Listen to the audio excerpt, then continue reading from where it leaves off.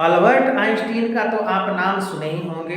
Albert Einstein जिसने एक formula दिया था E बराबर mc², और इस फार्मूला के साथ अल्बर्ट आइंस्टीन जो है वह अंतर्राष्ट्रीय स्तर पर ख्याति प्राप्त किया था। अल्बर्ट आइंस्टीन जब भी कहीं भी अपना स्पीच देने जाता था तो अल्बर्ट आइंस्टीन का जो ड्राइवर था उसके स्पीच को बहुत ही सही तरीके से सुनता था और हमेशा अल्बर्ट आइंस्टीन के साथ में ही रहता था।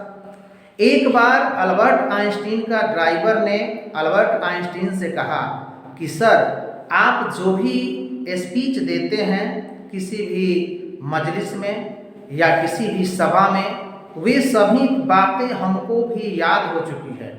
अल्बर्ट आइंस्टीन ने कहा कि ऐसा नहीं हो सकता। उस ड्राइवर ने अल्बर्ट आइंस्टीन द्वारा दिए गए सभी स्पीच को सुनाया। अगले दिन अल्बर्ट आइंस्टीन फिर से अपने ड्राइवर के साथ ही एक सभा में जा रहे थे। तभी अल्बर्ट आइंस्टीन से उसका ड्राइवर ने कहा कि सर, आज भी जितनी भी सारे बातों को आप इस सभा में बताएंगे मैं उसको याद कर लूँगा।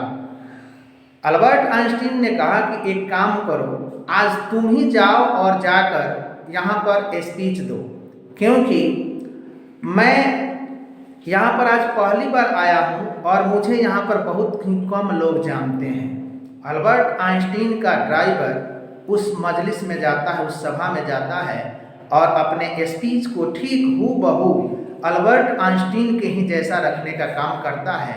लोग उसकी बहुत ही ज़्यादा सराहना करते हैं और अल्बर्ट आइंस्टीन ड्राइवर का ड्राइवर बन चुका था, यानी वो गाड़ी में बैठा ही था।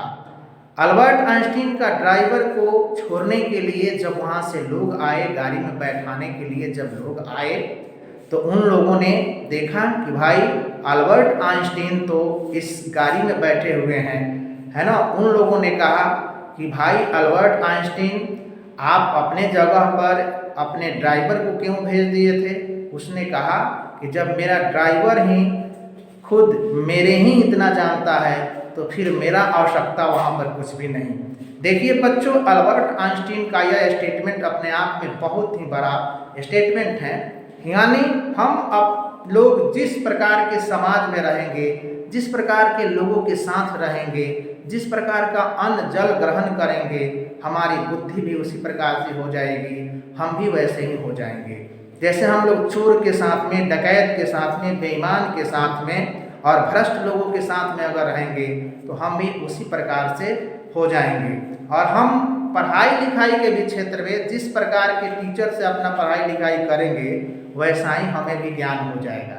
इसलिए हमें प्रयास करना चाहिए कि हमारे जो टीचर हों वे जो भी स्पीच दे रहे हों, हम उसके स्पीच को बिल्कुल ध्यानपूर्वक सुने, उसको अपने जेहन में उतारने का काम करें और हमेशा प्रबुद्ध व्यक्तियों के साथ ही अपना जीवन यापन करें, अन्यथा हमारा जीवन बर्बाद हो जाएगा। जय अल्बर्ट आइंस्टीन।